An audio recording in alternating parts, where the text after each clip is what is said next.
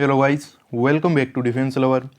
आज के इस वीडियो में हम डिस्कशन करने वाले हैं इंडियन एयरफोर्स का जो एक एयरमैन होता है उसके सैलरी स्ट्रक्चर प्लस उसके प्रमोशन क्राइटेरिया के बारे में। इससे पहले मैंने काफ़ी टाइम पहले एक वीडियो अपलोड किया था जहां पे मैंने आपको बताया था कि जैसे ही आप एज एन एयरमैन ज्वाइन करते हो तो फिर आपका सैलरी कितना होता है। तो वो बिल्कुल इन्फॉर्मेशन सही थी, उसी से रिलेवेंट इन्फॉर्मेशन हमारे पास आज है। जैसे जैसे मतलब कितने टाइम के बाद आप एक एयरमैन की पोस्ट से दूसरी रैंक पे मतलब प्रमोट हो सकते हो, कौन से उस बीच में आपको एग्ज़ाम देने होते हैं और कितनी सैलरी हर एक अलग अलग रैंक की होती है। जैसे आप ज्वाइन करते हो एज एन एयरक्राफ्ट्समैन तो उसके कुछ टाइम बाद आपका फिर प्रमोशन होता है और जो नेक्स्ट आपको रैंक मिलती है वो होती है लीडिंग एयरक्राफ्ट्समैन। तो वहाँ पे आपका सैलरी कितना होता है और ये प्रमोशन किस क्राइटेरिया पे बेस्ड होता है, तो वो सब कुछ आपको इस वीडियो में पता चलेगा। सो जैसा अब आपको यहाँ पे एक चार्ट दिखाई दे रहा है, तो फर्स्ट ऑफ ऑल इसमें आपको देखने को मिलेगा रैंक। तो जो सबसे छोटा रैंक है या फिर जिस रैंक से कोई भी एक न्यूली ज्वाइंड एयरमैन ज्वाइन करता है इंडियन एयरफोर्स को, तो वो होता है एयरक्राफ्ट्समैन। सो इसका जो पे लेवल है वो आपको यहाँ पे दिखाई दे रहा है एंड बेसिक पे आपको दिखाई दे रहा है ये 21,700 रुपये। अब जो भी कोई ज्वाइन करेगा एज एन एयरक्राफ्ट्समैन तो मिनिमम बेसिक पे वो है जो मिनिमम आपको मिलना ही है। उसके अलावा ये डिपेंड करता है आपके वर्किंग एरिया पे एंड कहाँ पे आपकी पोस्टिंग है उस पे, तो वो सब कुछ थोड़ा और ऐड करके ये पे लेवल है वो 57,500 रुपये तक जा सकता है। बट बेसिक जो एक मिनिमम पे आपको करना ही होगा इंडियन एयरफोर्स को वो होगा 21,700 रुपये। इसके अलावा आपको कुछ पैसा दिया जाएगा एमएसपी के थ्रू। तो ये group X and group Y के लिए सेम रहेगा। बेसिक पे भी group X and group Y के लिए सेम रहता है, एमएसपी भी दोनों के लिए सेम रहता है। तो अभी 7th कमीशन जो पे कमीशन चल रहा है उसके अकॉर्डिंग ये है 5200 रुपये। तो इन दोनों को ऐड कर लीजिए। उसके अलावा अगर आप ग्रुप एक्स के थ्रू जा रहे हो तो फिर आपको कुछ टेक्निकल क्वालिफिकेशन पे भी किया जाएगा जो होगा 6,200 रुपये। तो टोटल अगर इन तीनों को ऐड कर दिया जाए तो मिनिमम जो आपका सैलरी बन रहा है वो है 33,100 रुपये। प्लस आपको बता देता हूँ यहाँ पे बहुत सारे अलाउंस होते हैं, जैसे कि डीए होता है, मेडिकल फैसिलिटीज़ के लिए कुछ होता है, तो वो सब कुछ यहाँ पे ये ऐड नहीं किया गया है। तो वो कितना हो सकता है वो आपको इस चार्ट के बाद मैं बताऊँगा। फिर देखते हैं ग्रुप वाई के लिए। तो ग्रुप वाई के लिए आपको क्या करना है, बेसिक पे प्लस एमएसपी को ऐड कर दीजिए, प्लस जो ग्रुप वाई का नॉन टेक्निकल क्वालिफिकेशन पे है उसको ऐड कर दीजिए। तो इन तीनों को जब आप ऐड कर लोगे तो आपको पता चल जाएगा कि ग्रुप वाई के लिए जो एक मिनिमम पे है वो कितना है। प्लस इसमें कुछ डीए भी होगा, तो डीए कम से कम 7-8 हज़ार का तो होता ही है। और आई थिंक जैसे जैसे रैंक इंक्रीज होती है तो थोड़ा डीए में भी बढ़ोतरी साथ साथ में होती रहती है, बट इस पे मैं श्योर नहीं हूँ। तो डीए आपको इस चार्ट के आखिर में बताऊंगा कि कितना ऐड हो सकता है। और इसके अलावा जैसा मैंने आपको बता ही दिया है कि ये जो आपको बताया जा रहा है बेसिक पे, तो बेसिक पे वो है कि आपकी कहीं पे भी ज्वाइनिंग हो जाए, मिनिमम आपको इतना तो मिलना ही है। उसके अलावा अब ये जियोग्राफिकल कंडीशंस पे डिपेंड करता है। अब मान लीजिए कोई अगर आपने नॉर्मल कोई एयरफोर्स स्टेशन है वहाँ पे आपकी ज्वाइनिंग है तो वहाँ पे आपको फिर जो पे है वो थोड़ा कम किया जाएगा। उसी के कंपैरिजन में अगर कोई सीरियस फ्रंट पे, वॉर फ्रंट पे आपका अगर ज्वाइनिंग हुआ है तो वहाँ पे आपको बाकी एयरमैन के कंपैरिजन में थोड़ा जो पे है वो ज़्यादा किया जाएगा। एयरक्राफ्ट्समैन के बाद जो नेक्स्ट रैंक आता है वो आता है लीडिंग एयरक्राफ्ट्समैन का। और आपको बताना चाहूँगा एयरक्राफ्ट्समैन एंड लीडिंग एयरक्राफ्ट्समैन का सैलरी स्ट्रक्चर मतलब सेम ही रहता है, इसमें कुछ चेंजेस नहीं होते, सो इसको जाने दीजिए। लीडिंग एयरक्राफ्ट्समैन के बाद में आता है कॉर्पोरल। थर्ड जो हाईएस्ट रैंक है वो है कॉर्पोरल का। तो इसमें आपको बता देता हूँ कि सेम आपका जो पे बैंड है वही रहेगा 21,700 से 57,500 रुपये तक। मिनिमम जो आपको पे किया जाएगा बेसिक पे होगा यहाँ का वो होगा 25,500 रुपये। इसके अलावा ये तो मिनिमम है, अब ये चेंज भी हो सकता है जियोग्राफिकल कंडीशंस के अकॉर्डिंग। एमएसपी आपको सेम रहेगा। अब ये आपको आ गया ग्रुप एक्स टेक्निकल क्वालिफिकेशन के लिए पे किया जाएगा, तो वो 6200 है जो पहले भी सेम था। और उसके अलावा अगर इन स्टार्टिंग के 3 आंकड़ों को आप ऐड करोगे तो आपको फिर इसका ग्रुप एक्स के लिए सैलरी मिल जाएगा। और उसके अलावा अब आपको क्या करना है, ग्रुप वाई की अगर आपको सैलरी देखनी है तो फिर आपको बेसिक पे प्लस एमएसपी को ऐड करना है, प्लस नॉन टेक्निकल क्वालिफिकेशन को, इन तीनों को ऐड कर दीजिए। आपको ग्रुप वाई का जो पे है वो आपको मिल जाएगा। बट ध्यान रख लेना इसके अंदर डीए वगैरह अभी तक एडेड नहीं है, तो वो अलग से ऐड किए जाएंगे। उसके बाद जो नेक्स्ट रैंक रहता है वो रहता है सर्जेंट का। तो सर्जेंट का जो पे बैंड है, जो पे लेवल है वो लगभग सेम सा है।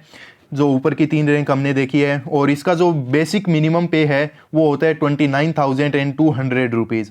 MSP सबका सेम रहेगा, and group x technical qualification का जो पे है वो भी सबके लिए सेम रहेगा। इनको ऐड करोगे तो आपका ये प्लस DA होगा। एंड ग्रुप वाई के लिए अगर आपको देखना है कि सर्जेंट के पोस्ट पे अगर कोई ग्रुप वाई से पहुंचता है तो आपको basic pay plus MSP plus group Y technical non technical इनको ऐड करोगे तो फिर आपको अपना जो आंकड़ा है वो मिल जाएगा।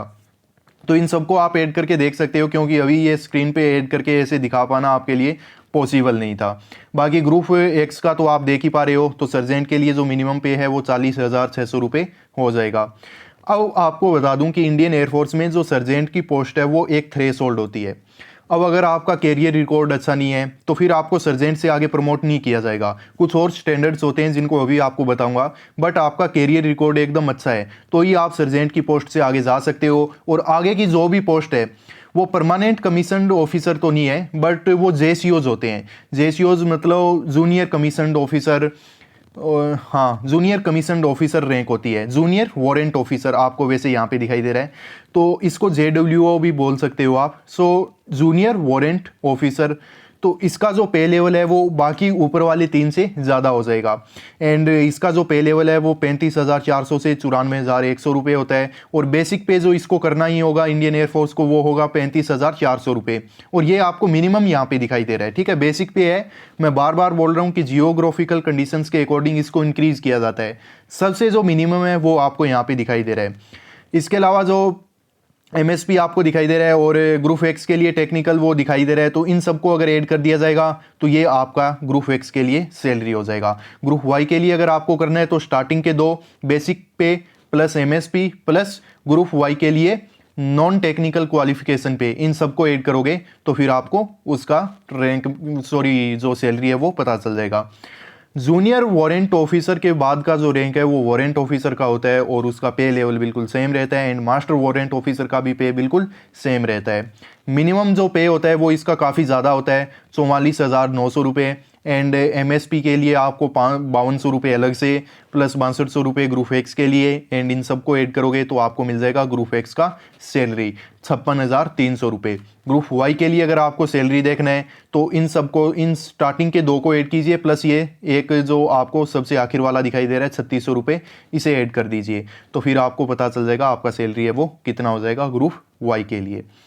मास्टर वारंट ऑफिसर की बात की जाए तो ये आपका पे लेवल है, ये आपको बेसिक पे जो मतलब किया ही जाएगा, ये MSP है और ये आपका ग्रुप एक्स टेक्निकल क्वालिफिकेशन पे है। इन सबको ऐड करोगे तो ये आपका ग्रुप एक्स के लिए सैलरी हो जाएगा लगभग 60,000 रुपये। एंड ये होता है ग्रुप वाई वालों के लिए, तो आप 6200 की जगह इस 3600 रुपये के अगर यहाँ पे ऐड कर दोगे तो आपको मिल जाएगा ग्रुप वाई के लिए पे कितना होगा एक मास्टर वारंट ऑफिसर के लिए।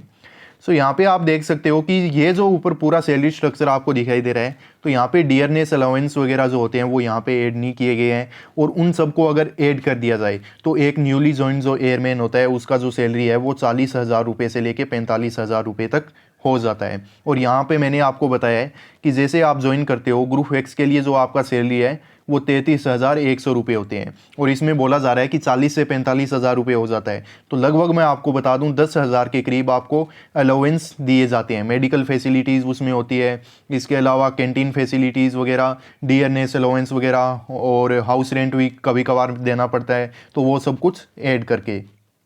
तो ये आपको हर एक रैंक के वाइज जो भी आपको सैलरी यहाँ पे दिखाई दे रही है उसमें मिनिमम आप अगर 10,000 ऐड कर देते हो तो फिर फुल आपको पता चल जाएगा कि पूरा आपका जो सैलरी है वो कितना होगा।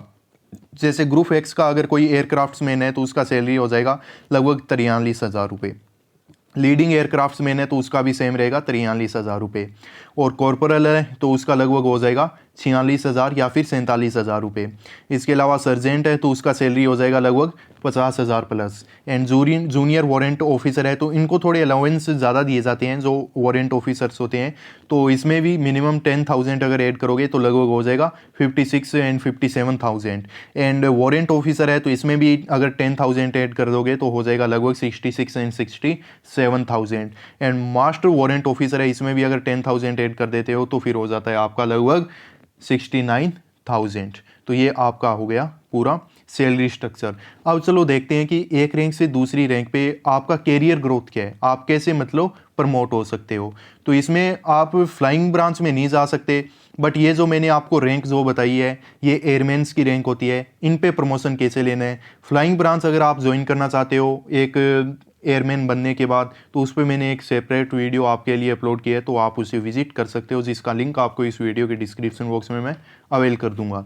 सो देखिए, सबसे पहले एक होता है एनुअल अप्रेजल रिपोर्ट, जिसको AR या फिर AR या फिर ACR भी बोला जाता है। तो कोई भी गवर्नमेंट जॉब में आपको पता है कि AR है वो आपके प्रमोशन के लिए मतलब आपके सीनियर्स के द्वारा फिल की जाती है आपकी परफॉर्मेंस पे। अगर आपकी परफॉर्मेंस है तो वहाँ पे आपको अच्छे मार्क्स मिलेंगे, अच्छी ग्रेडिंग, अच्छी रेटिंग मिलेगी, और जितनी अच्छी रेटिंग होगी उतना ही आप मतलब आगे आपका मतलब प्रमोशन होना मतलब इजी हो जाएगा। तो ये आपके सुपीरियर ऑफिसर्स पे होता है, मतलब वो आपका क्या रिकमेंडेशन देते हैं ऊपर उनसे भी सीनियर ऑफिसर्स को, जहाँ से आपका जो प्रमोशन है वो होना है वहाँ पे।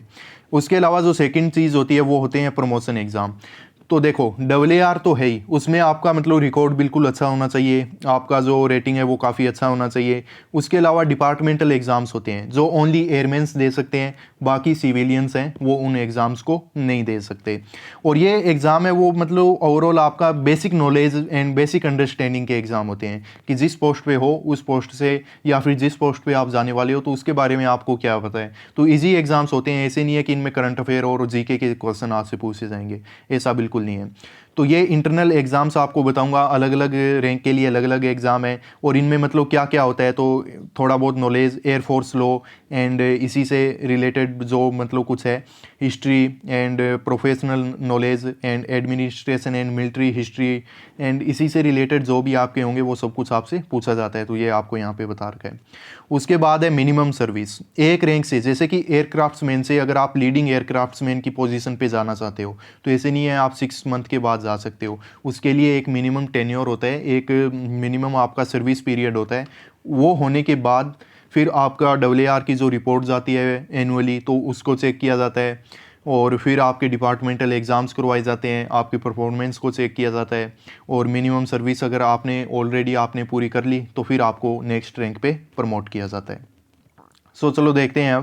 अब मान लीजिए कि जो एयरक्राफ्ट्समैन जो सबसे छोटा रैंक था, उसके बाद अगर आपको सेकंड हाईएस्ट रैंक पे जाना है, मतलब लीडिंग एयरक्राफ्ट्समैन पे जाना है, उससे बड़ी रैंक पे जाना है, तो मिनिमम आपका 2 ईयर्स का सर्विस होना चाहिए इंक्लूडिंग ट्रेनिंग। उसके बाद अगर आपको लीडिंग एयरक्राफ्ट्समैन टू कॉर्पोरल पे जाना है तो मिनिमम आपका 5 ईयर्स का जो 5 ईयर्स का मतलब आपका सर्विस होना चाहिए। ये 5 ईयर ऐसा नहीं है कि इन 2 साल को हटा करके, नहीं ऐसा नहीं है, स्टार्टिंग से जिस दिन आपने इंडियन एयरफोर्स को ज्वाइन किया है उसके 5 साल बाद आपको प्रमोशन मिल सकता है। अगर सब कुछ सही चल रहा है आप लीडिंग एयरक्राफ्ट्समैन से कॉर्पोरल है वो बन सकते हैं। कॉर्पोरल टू सर्जेंट अगर आपको बनना है तो उसके लिए 13 ईयर एंड 6 मंथ, 13.5 ईयर्स का आपका सर्विस है वो होना ज़रूरी है। इसके अलावा एग्ज़ाम्स भी हैं वो मैं आपको बताऊंगा। इसके अलावा sergeant to junior warrant officer अगर आपको बनना है, अब मैंने आपको पहले ही बताया था कि सर्जेंट है वो एक थ्रेशोल्ड होता है, अगर आपका कैरियर रिकॉर्ड ओवरऑल अच्छा है तो ही आप JWO की पोस्ट पे जा सकते हो। तो sergeant to junior warrant officer बनने के लिए मिनिमम आपको 17 ईयर्स का अपना सर्विस है वो देना होगा, and junior warrant officer to warrant officer के लिए आपको 23 ईयर्स का, and warrant officer to master warrant officer MWO के लिए आपको 28 ईयर्स का जो सर्विस है अपना देना होगा। इसके अलावा अब आप यहाँ पे देख सकते हो कि corporal promotion exam and sergeant promotional exam there is no test for being promoted to LAC। अगर आपको क्या करना है कि LAC aircraftsman to leading aircraftsman बनना है तो इसके लिए आपको कोई एग्जाम नहीं क्वालिफाई करना होगा। अगर आपको लीडिंग एयरक्राफ्ट्समैन टू कॉर्पोरल आना है तो आपको एग्जाम क्वालिफाई करना होगा। फिर आपको कॉर्पोरल टू सर्जेंट आना है तो फिर आपको एक बार और एग्जाम क्वालिफाई करना होगा, और सर्जेंट टू JWO आना है तो फिर आपको एग्जाम के साथ साथ आपका कैरियर रिकॉर्ड है वो भी चेक किया जाएगा। एग्जाम तो आपको क्वालिफाई करना ही होगा, उसके साथ आपका कैरियर रिकॉर्ड है वो भी चेक किया जाएगा, जो आपको यहाँ पे बिल्कुल बताया हुआ है। आपका रिकॉर्ड, स्किल एंड बिहेवियर, इन सब पे बेस्ड आगे आपके जो प्रमोशंस हैं वो होते हैं। सो आई थिंक मैंने सारे पॉइंट्स हैं वो अच्छे से कवर किए हैं, और आप सभी लोगों ने इस वीडियो को खूब इन्जॉय किया है। इस वीडियो को अंत तक देखने के लिए धन्यवाद। मिलता हूँ ऐसे ही एक और अच्छे से वीडियो के साथ, तब तक के लिए बाय, जय हिंद।